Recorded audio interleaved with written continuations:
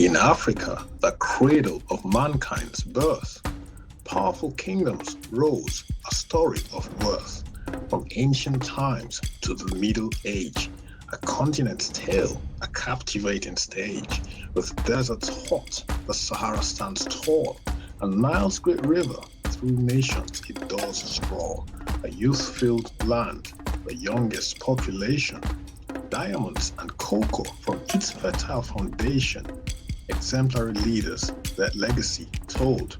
Nkrumah, Mandela, their spirits bold. Ellen Johnson Sirleaf, her first female leader, so wise. From Liberia's democracy, where freedom lies. Aliko Dangote, an entrepreneur's might.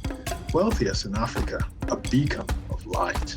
With refinery brand, his vision so vast. A symbol of progress, an icon to last. Namlolwe and Nyanza, a freshwater gem, reflected the dreams of many a gem. A continent of superlatives, it's true, with vibrance and vigor, a future anew. If history has shown such stars of grace, in Africa's embrace, new legends will trace. Let courage and dreams unite as one for a brighter tomorrow where greatness is spun. In this beautiful, colorful, and friendly domain, greatness awaits where hopes shall not wane, where tales of triumph weave a tapestry. Welcome to Today in African History.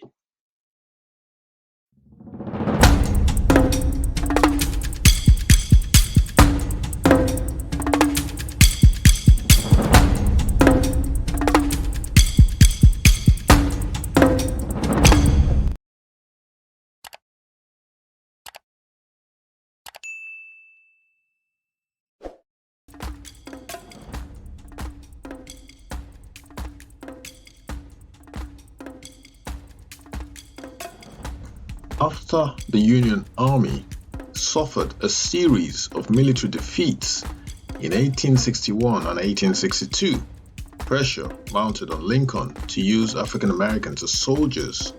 Once again, African American soldiers came to the rescue of America as desertions from Union Army increased and white enlisted plummeted.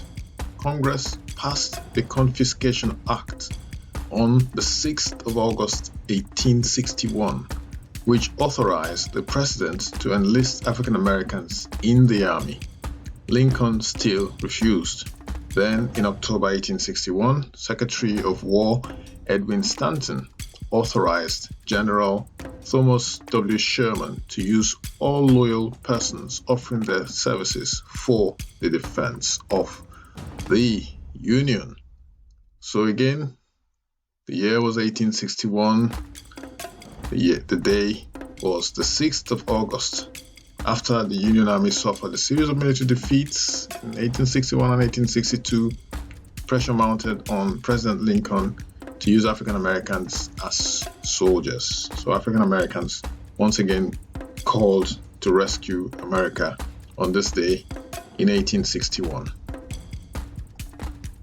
Also on this day, African Americans won the guaranteed right to vote in 1965 on this day, the 6th of August, when President Lyndon B. Johnson signed the Voting Rights Act.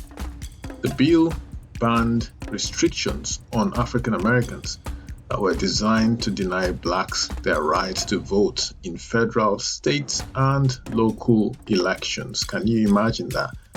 A century later, the same black Americans who fought for the country were denied voting rights. I mean, how wicked is that?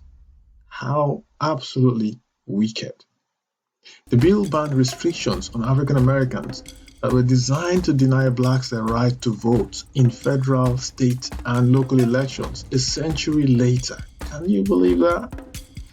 At the polls, often, potential voters would be told by election officials that they got the date, time, or polling place wrong, that the officials were late or absent, that they possessed insufficient literacy skills or had filled out an application incorrectly.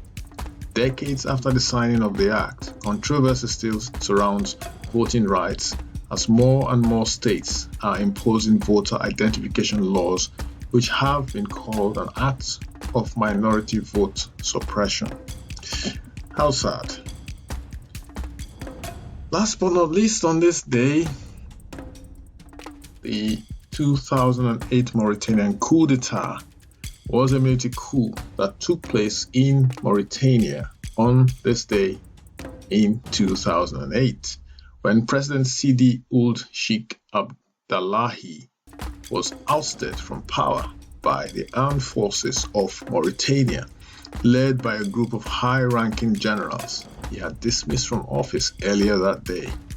Early in the morning of August 6th, Abdallahi announced that he was firing several senior army officers, and at 9:20 a.m. he was seized from his home by members of the Presidential Security Battalion in the military coup. The coup plotters included General Abdelaziz, General Mohamed Ould Al-Ghazouani, General Philippe Swizri, and Brigadier General Ahmed Ould Bakri. State television reported that the country was now being led by a new military state council, which would be ruled by Abdelaziz. The state council said that Abdallahi was now the former president. On that note, folks, we have come to the end of today's Today in African History for the 6th of August. Thanks for joining us once again. For those of you who are returning to the channel, if you haven't liked the video yet and you like what we do, why not just like the video and turn on your notification bell, subscribe to the channel, share the video as well. It will help our young fledgling channel grow. If you are here for the first time and you like what we're doing here, like the video, share the video, subscribe to the channel, turn on your notification bell so that you will receive updates of our video uploads. I'll see you tomorrow, August 7th, for another Today in African History. Thanks for joining us. Bye for now.